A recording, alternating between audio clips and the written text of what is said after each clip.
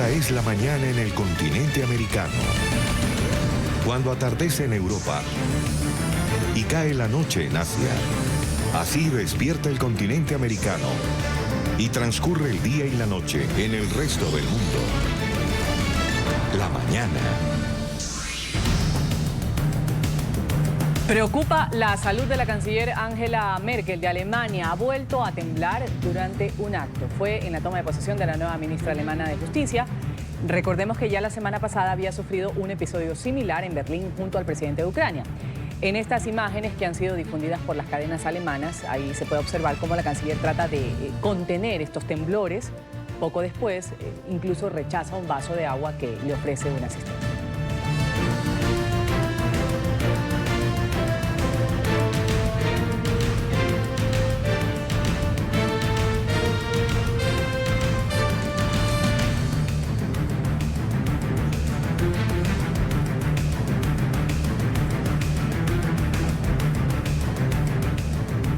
Un buen día tengan todos, bienvenidos a la mañana de NTN 24, soy Ruth del Salto, un gusto estar junto a ustedes en el acontecer internacional, revisando cada cosa que se ha dado en las últimas horas. Y continuamos con más noticias de Estados Unidos. La tensión entre Estados Unidos e Irán está a un punto de liquidar el pacto nuclear establecido con Teherán en el 2015.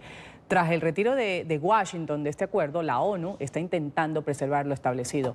Pero la República Islámica ha advertido al Consejo de Seguridad que no va a llevar toda la carga para mantenerlo. Noticia en directo desde Nueva York con nuestro periodista Alejandro Rincón. Alejandro.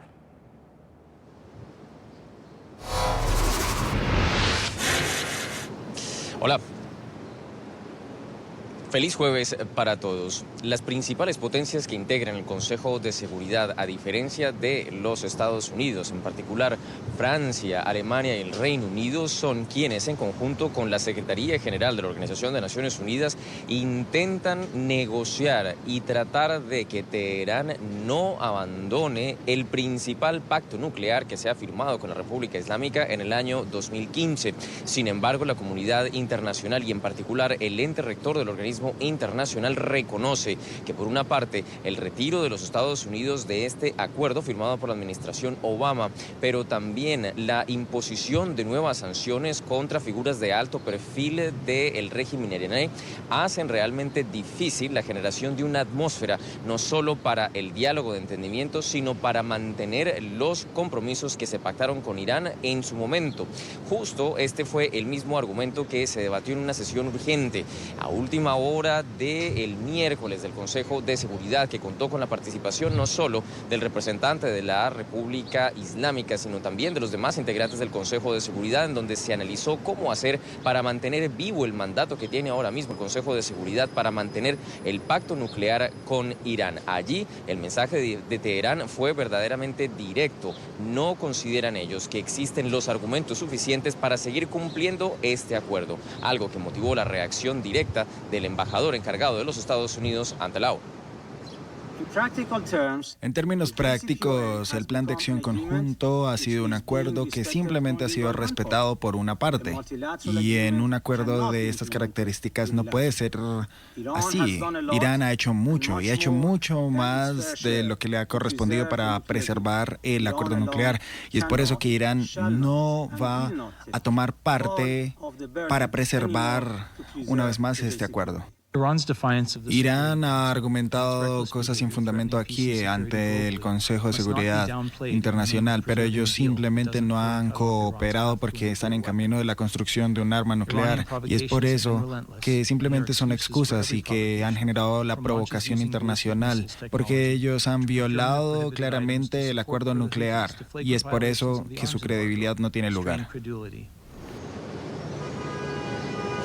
De este cruce de palabras que ustedes acaban de ver, también fue partícipe la Secretaría General de Naciones Unidas, en particular la delegada del secretario especial, Rosemary DiCarlo, que es la jefa de asuntos políticos de la ONU, quien aprovechó ese espacio creado de diálogo con Irán para lanzar críticas en particular a Washington, al representante de los Estados Unidos, justo por la imposición de nuevas sanciones y por no generar un clima que permita mantener este importante pacto nuclear con Irán, que insiste en que dejará de cumplir los términos pactados y avanzará con su programa de desarrollo de armas nucleares. Es todo lo que tenemos para ustedes por ahora. Continúen con más en el Centro Internacional de Noticias.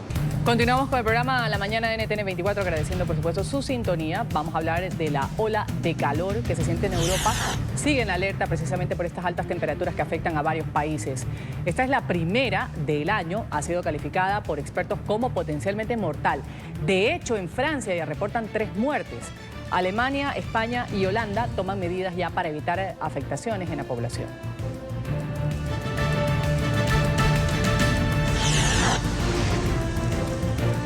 Emergencia en el nororiente de España, en la región de Cataluña, por un incendio forestal que ya arrasó con 3.600 hectáreas de bosque.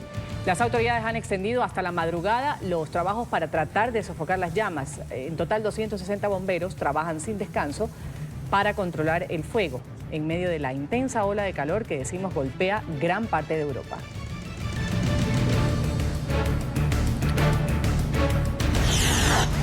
Boeing nuevamente en problemas. En Estados Unidos, la Administración Federal de Aviación ha identificado un nuevo riesgo con el controvertido modelo 737 MAX del fabricante de aviones. El fallo en el sistema ha sido descubierto durante una prueba de simulador la semana pasada. Por ahora no está claro si puede ser resuelto con la actualización del software o si tiene que requerir una solución más compleja. El B737 MAX ha estado involucrado en 2 accidentes aéreos en Indonesia y Etiopía, que en menos de 6 meses dejaron más de 300 muertos. Múltiples aerolíneas se han visto forzadas a dejar sus aviones de este tipo en tierra mientras avanzan las investigaciones.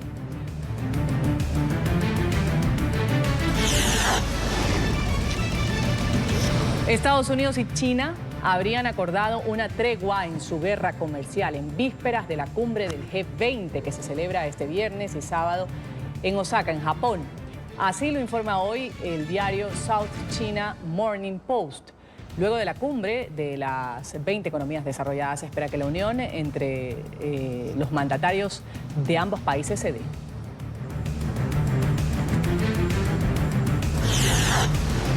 Este hombre de origen australiano, identificado como Alex Sigley, ha sido reportado como desaparecido por su familia. El Departamento de Asuntos Exteriores de Australia dijo haber recibido un reporte sobre su detención en Corea del Norte. Medios de comunicación aseguran que el incidente está dentro de la agenda del primer ministro australiano Scott Morrison en la cumbre del G20.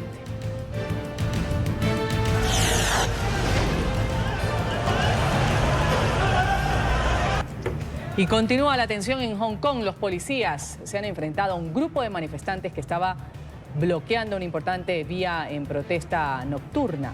Este grupo marchó hacia los principales consulados de los países que conforman el G20 para instarlos a respaldar su demanda de abolir un proyecto de ley que permitiría la extradición de los sospechosos a China. Tras los enfrentamientos, la fuerza pública retomó el orden en las calles.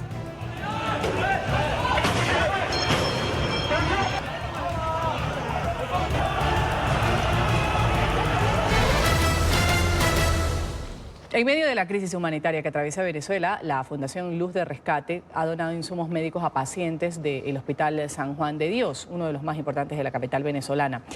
Esta organización sin fines de lucro ha logrado ayudar a más de 30.000 niños en solo 4 meses. La noticia en directo con Oliver Fernández. Oliver, un buen jueves para ti. Un buen jueves para ti también, Ruth. Un gusto saludarte como siempre desde la capital venezolana. Así es, la Fundación Luz de Rescate no solo ha llegado a 30.000 hogares en la ciudad capital, sino también espera seguir recorriendo el país. Ya esta fundación ha logrado llegar también al estado Monagas, pretende también llegar al estado Zulia, a uno de los estados más golpeados por la crisis eléctrica. Ellos se han encargado de entregar 30.000 comidas en los barrios más necesitados de la capital venezolana y este miércoles entregaron un importante donativo en el Hospital San Juan de Dios, muletas, bastones y también otros equipos médicos para este importante hospital que atiende a los niños venezolanos. Vamos a ver el siguiente informe.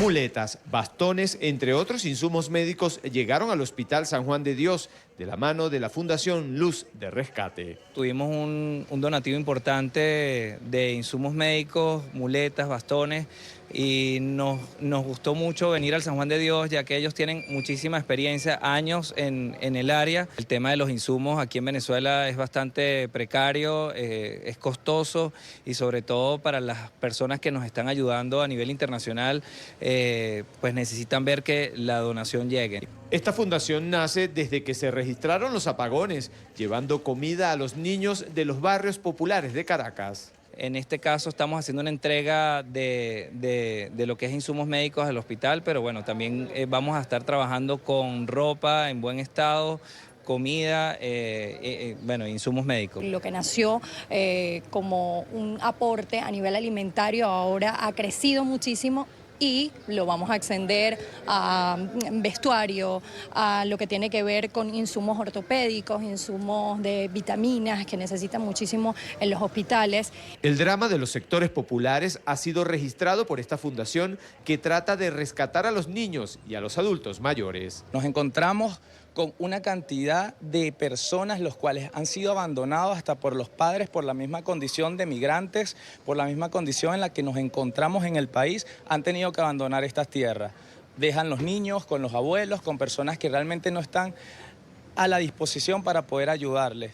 En Venezuela hay una crisis humanitaria que no se puede ocultar. Quienes trabajan en el Hospital San Juan de Dios agradecen la sensibilidad de los representantes de la Fundación Luz de Rescate. Y la mejor respuesta que podemos dar es justamente cuando aparecen fundaciones y personas con tanta sensibilidad y tanta solidaridad para ayudar al que más lo necesita. El hospital tiene todo el equipo médico adecuado, todas las personas para dar la respuesta de salud y de eso se trata. Pero necesitamos ayuda. Los donativos son bienvenidos, recibidos con mucha ilusión. Se me acercó un papá y me dijo, ¿y ahí me podrán dar una muleta? Le dije, ojalá en lo que entra el donativo te acerco y te presento para que ellos mismos te entreguen la muleta, porque es la idea, atender al que sufre y al más necesitado. Para eso estamos aquí. Ruth, y hoy se celebra el Día del Periodista en Venezuela. Aprovecho la oportunidad para felicitar a todos los periodistas en su día, también allá en el estudio, a Noticias RCN y al equipo de NTN 24. Para hoy se tiene previsto que el Colegio Nacional de Periodistas ofrezca una rueda de prensa en la Plaza Alfredo Sadel y por supuesto nosotros vamos a estar allí para llevarles toda la información, el desarrollo de esta noticia el día de hoy. Con esta información, Ruth, volvemos contigo a la mañana de NTN 24. Oliver, muchas gracias por tu reporte. Que tengas un buen día, también un buen día del periodista, aunque esta misión en Venezuela sea cada vez más complicada. Cada día en Bogotá nacen 12 niños de padres venezolanos. Esto de acuerdo con cifras de la Secretaría de Salud de la capital colombiana. Las mujeres optan por llegar a Colombia, escapando, por supuesto, de esta crisis sanitaria que hay en el vecino país. Enseguida un reporte de nuestra cadena aliada Noticias RCN. Fuerte, fuerte, mamá, fuerte, eso, eso. Vamos, vamos. 12 niños aproximadamente, madres venezolanas, nacen al día en los hospitales públicos de Bogotá. La atención de mujeres gestantes ha sido una de las políticas aplicadas por la Alcaldía Mayor.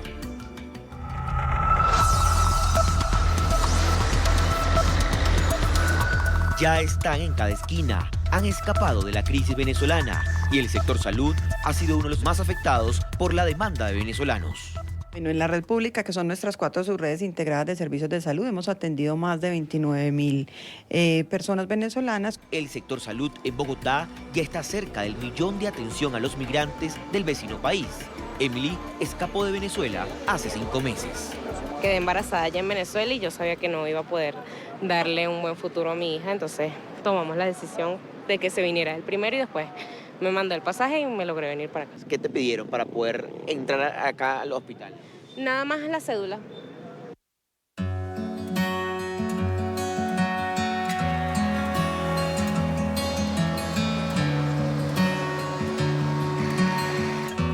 Entonces hago esto por mi hija, porque tengo que buscarle el arriendo, su comida, todo, pues.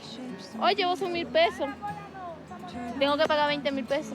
Yo nunca pensé venir a trabajar en un semáforo, a pedir un semáforo, jamás de la vida. Las autoridades en Bogotá estiman que al menos 100.000 venezolanos estén en condición irregular en la capital, como Jennifer, que llegó hace 2 meses.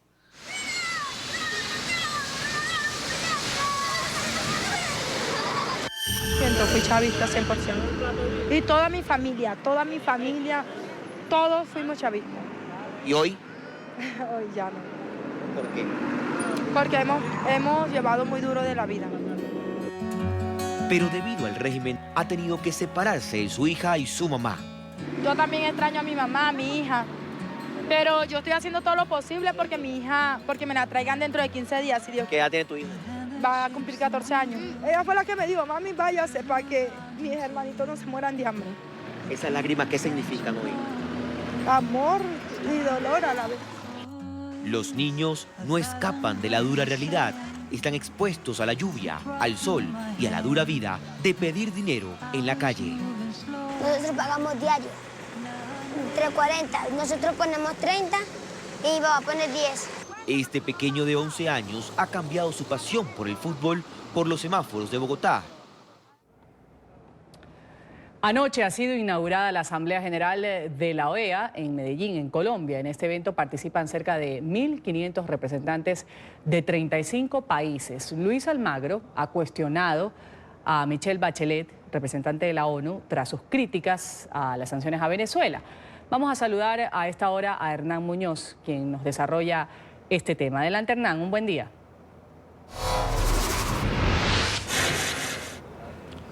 Un cordial saludo desde esta región del noroeste de Colombia. Seguimos en esta cobertura especial de la 49ª versión de la Asamblea General de la Organización de Estados Americanos.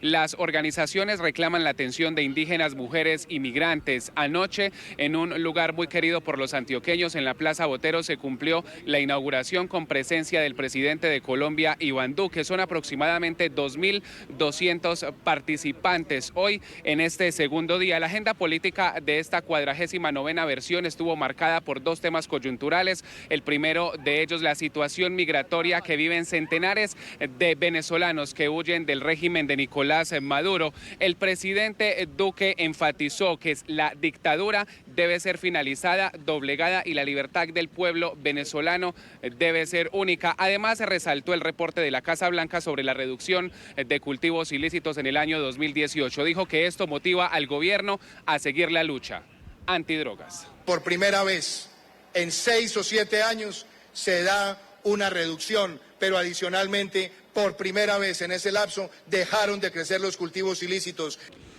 El canciller Carlos Holmes Trujillo expresó su rechazo total del gobierno del presidente Iván Duque a la propuesta del expresidente Santos de legalizar el narcotráfico. Dijo que esta es una herencia maldita que ha dejado desde el gobierno anterior 200.000 hectáreas sembradas actualmente en Colombia. Y una de las formas que creemos que puede ser mucho más efectiva es quitarle la prohibición a todo lo que tiene que ver hoy con el tráfico de drogas. La herencia que dejó ese gobierno fue una herencia maldita de 200.000 hectáreas de cultivos ilícitos.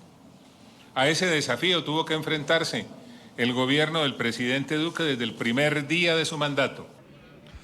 Por su parte, el secretario general de la Organización de Estados Americanos, Luis Almagro, se refirió a las recientes declaraciones de la alta comisionada para los derechos humanos de la ONU, Michelle Bachelet, quien visitó la semana pasada Venezuela. Dijo específicamente que Venezuela está sancionada por cuenta de las declaraciones como la de ella, que solo sirven para darle aire al régimen de Nicolás Maduro. Y todas las acciones internacionales que ayuden a Maduro a permanecer en el poder, como afirmaciones como esa de la alta comisionada de derechos humanos, son una sanción durísima para el pueblo venezolano, porque le dan aire a un régimen oprobioso.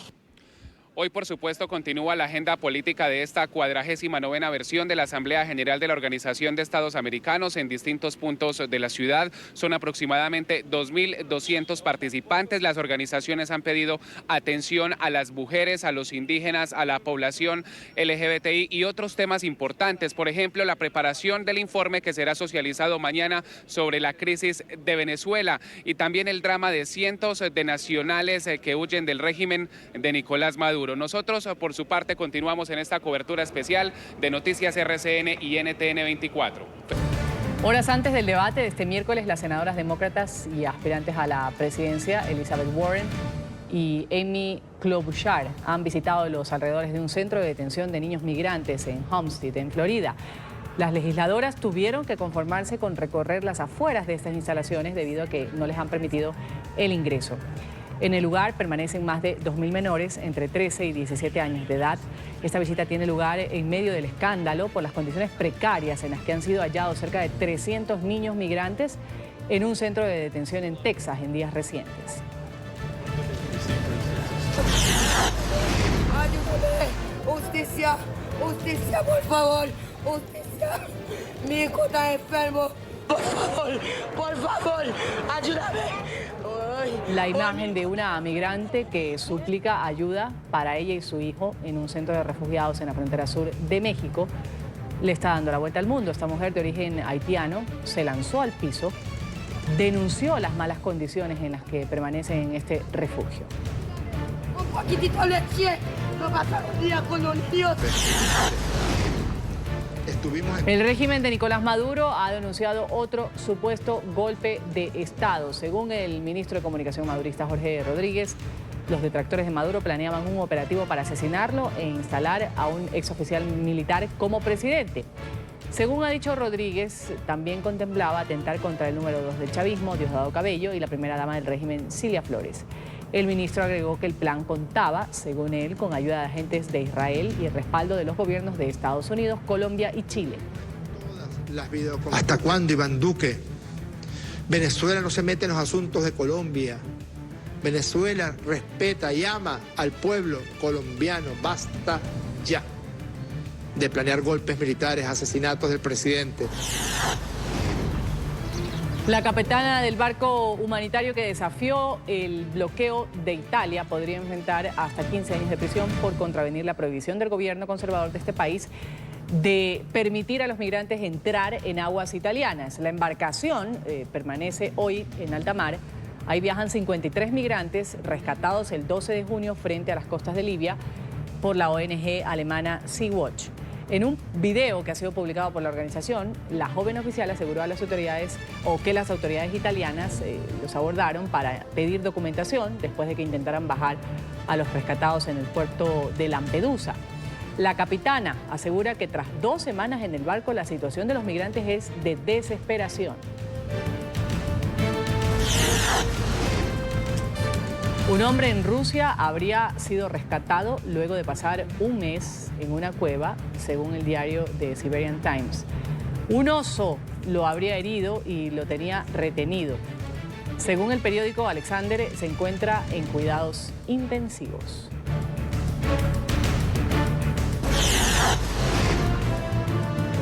Operativo lleno de angustia para liberar a una ballena que quedó atrapada en redes de tiburones. El incidente ocurrió en la costa de Queensland, al noroeste de Australia. Los trabajos para lograr su rescate se extendieron por 2 horas.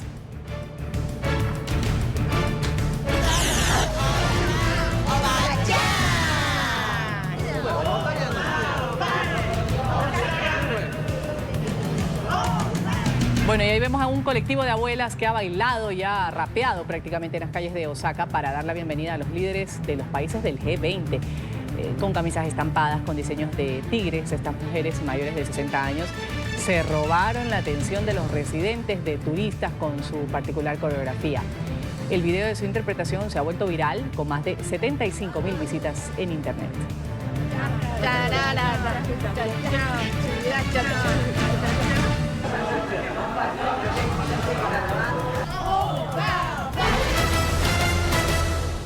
Noticia que genera indignación en Estados Unidos y en el mundo.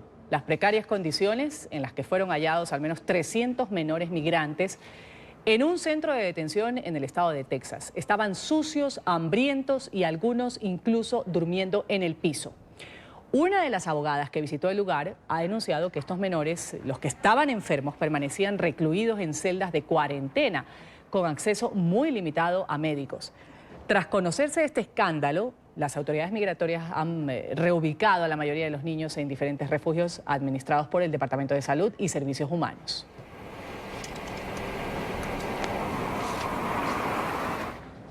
Vamos a saludar a esta hora desde Washington a María Odom. Ella es vicepresidenta de Servicios Legales de Kids in Need of Defense. Gracias por estar con nosotros, María. Bienvenida a la mañana de NTN 24.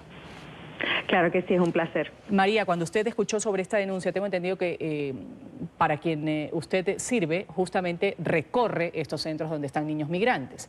Cuando usted escuchó este relato de estos abogados que estuvieron dentro de este centro en Texas, ¿cuál fue la primera sensación que le vino a la cabeza y con respecto también a experiencias que usted ha tenido en estos centros donde están menores de edad? Claro que sí, nosotros nos dedicamos a representar menores no acompañados que ya han sido trasladados a la custodia del Departamento de Salud y Servicios Humanos y también representamos jóvenes que están detenidos.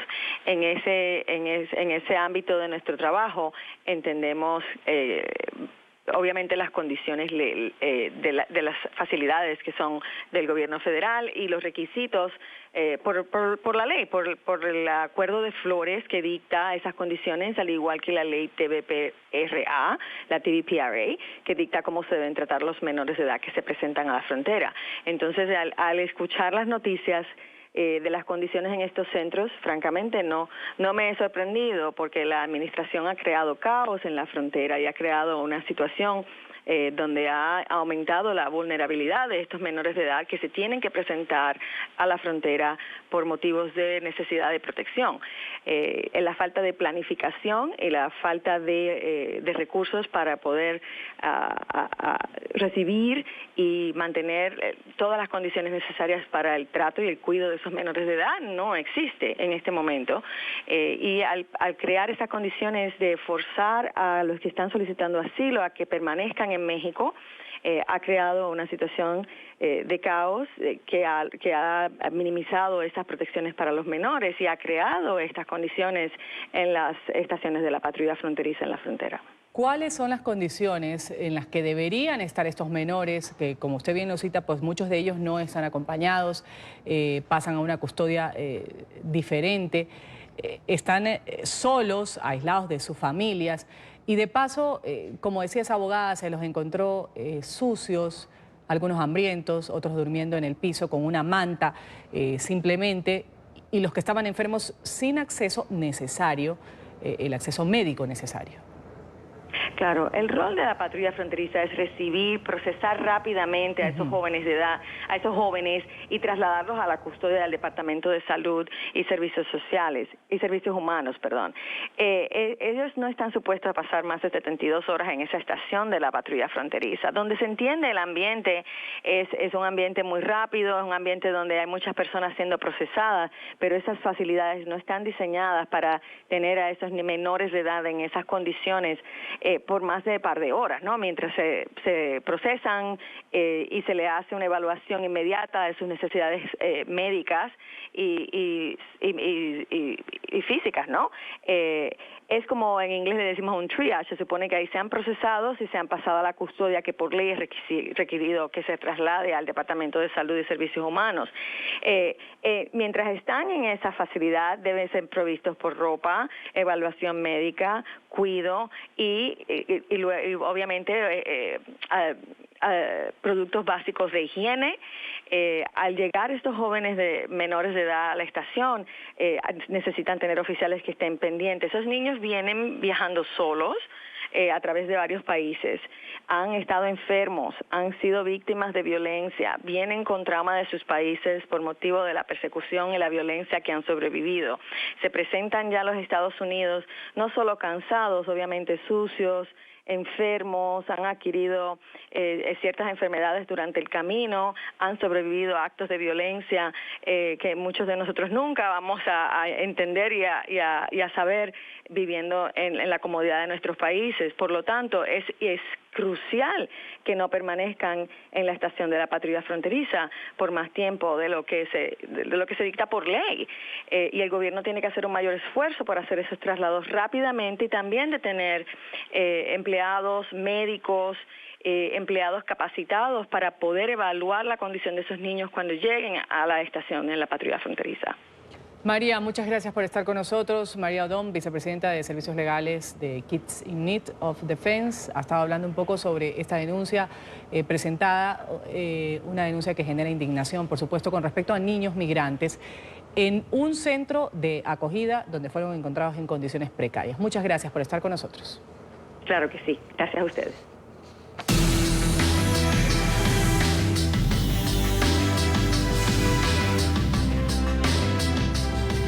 En Madrid, el expresidente de Colombia, Álvaro Uribe, ha participado en un foro de Nueva Economía. Desde ahí, el exmandatario ha asegurado que una intervención de fuerza por parte de militares no sería un golpe de Estado, sino un intento de restaurar la democracia de la mano de Juan Guaidó, el presidente interino. Uribe también se ha referido al informe de la ONU sobre las plantaciones de cocaína en Colombia. La noticia la desarrolla Marcelo Moncayo desde Madrid.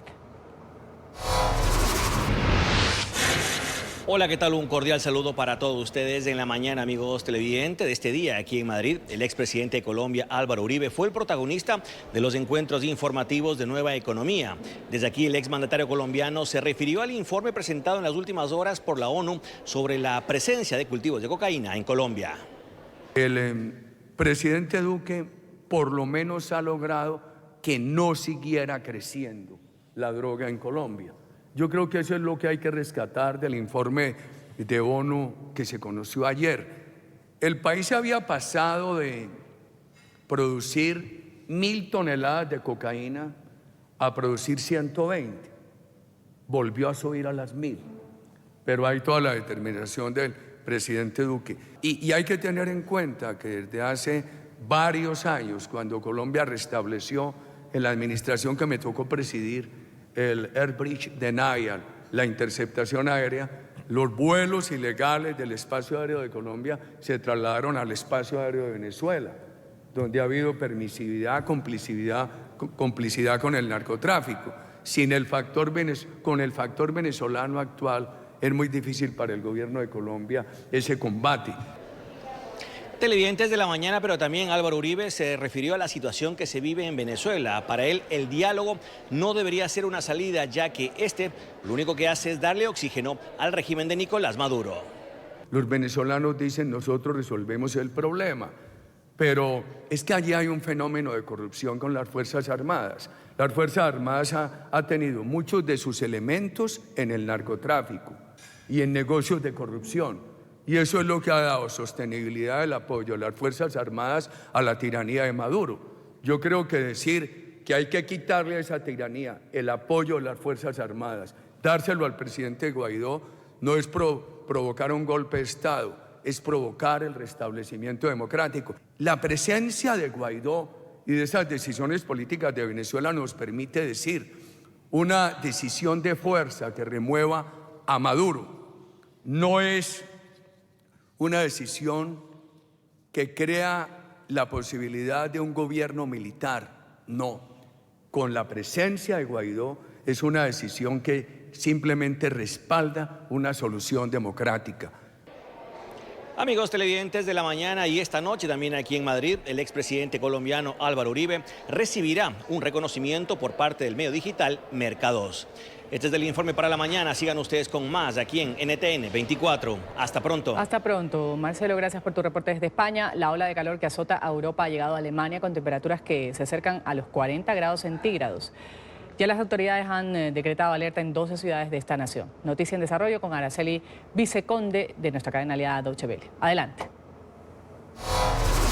Hola Ruth, sí, un gusto en saludarlos desde Berlín, desde una Alemania prácticamente tropical que ya lleva semanas con temperaturas superiores a los 30 grados y esto en un país que está acostumbrado al frío, pero no está acostumbrado para nada al calor. Les puedo contar, por ejemplo, que no hay aire acondicionado en los hogares, ni en muchas oficinas, ni tampoco en parte del transporte público. Sí lo hay, por ejemplo, en los trenes rápidos de larga distancia, pero en algunos convoys no funcionó la climatización, los pasajeros tuvieron que bajar y muchos se descomponen descompusieron y tuvieron que ser rescatados con helicópteros. Esto está trayendo a Alemania unas situaciones de emergencia en todos lados. Por ejemplo, aquí en Berlín, en una de las autopistas, se levantaron las capas de asfalto. Se tuvo que decretar que los automovilistas tienen que bajar la velocidad máxima en las carreteras y en autopistas por el riesgo a que esto suceda nuevamente a causa del calor. Y este es un tema que, además de provocar muchos inconvenientes prácticos, incluida la falta de agua en algunas regiones de Alemania, también está movilizando mucho a la población. Es ya un tema político. Hay que pensar que en Alemania estas olas de calor son cada vez más frecuentes y que los meteorólogos y los científicos lo atribuyen nada más ni nada menos que al cambio climático, al calentamiento global, a este fenómeno que se llama jet stream, que quiere decir que las masas de aire en la atmósfera se mueven más lentamente y hacen que tanto haya, por ejemplo, olas de frío como la del año pasado en Estados Unidos, como olas de calor persistentes aquí en Europa. Hay que pensar que 4 de cada 5 alemanes quieren que el gobierno haga más para evitar que haya este cambio climático que tanto se teme en el viejo continente, y que los verdes es el partido que hoy marca mejores datos en las encuestas. Tiene incluso mayor intención de voto que la CDU de la canciller Angela Merkel. Y hablando de Angela Merkel, hoy jueves volvió a sufrir un temblor en un acto público, y esto no fue debido al calor, sino al parecer a una enfermedad. Hay muchas especulaciones, nada se sabe por ahora. Lo que dijeron los voceros de gobierno es que la canciller está bien, está viajando a Japón a la cumbre del G20 y por ahora no hay ningún parte, sino que se intenta tranquilizar a toda la población y a la dirigencia política del país. Claro, un episodio que ya ha sucedido en 2 ocasiones y que preocupa sin duda la salud de la canciller alemana Angela Merkel. Gracias por ese reporte desde Berlín. Vamos a hablar del príncipe William de Inglaterra, que ha dicho que no tendría ningún problema si alguno de sus 3 hijos se declara en un futuro homosexual. El duque de Cambridge ha respondido así a una pregunta al visitar una organización en Londres que protege a jóvenes de la comunidad LGBTI que no tienen hogar o no cuentan con una vivienda digna. El heredero de la corona ha afirmado que le preocuparían más las presiones de las que serían víctimas por ser personajes públicos. El duque ha afirmado que ya ha abordado este tema con su esposa Kate y acordaron apoyar a sus hijos en cualquier situación. Creo que realmente no empiezas a pensar en esto hasta que te conviertes en padre. Y creo que obviamente todo está bien para mí. No me preocupa que sean homosexuales. Me preocupa cómo el hecho pueda ser interpretado y percibido por la gente, especialmente por los roles que desempeñan mis hijos. Y también por la presión que esto generaría en ellos. Es por esto que Kate y yo lo hemos hablado mucho para asegurarnos de estar preparados si fuera una realidad.